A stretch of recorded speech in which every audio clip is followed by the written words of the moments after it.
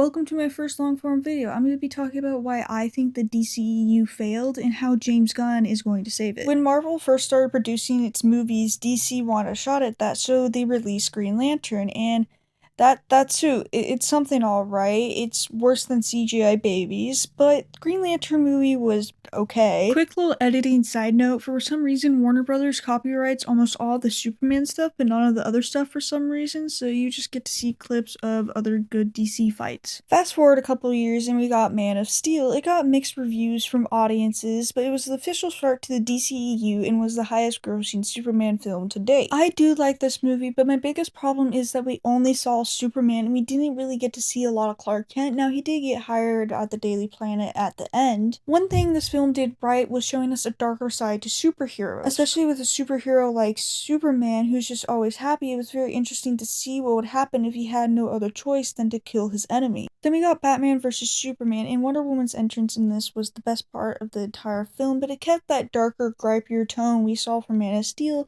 and it would work for a movie like this, except they kept trying to repeat that throughout the franchise. When we got Wonder Woman, it still used that darker, gripier tone we've seen from the second movies, but it got it right with it being placed in World War II, and this was probably the best movie out of the DCEU. And then Wonder Woman 2 came, and that cheetah character, that was something alright, and the way they brought back Steve, real good writing.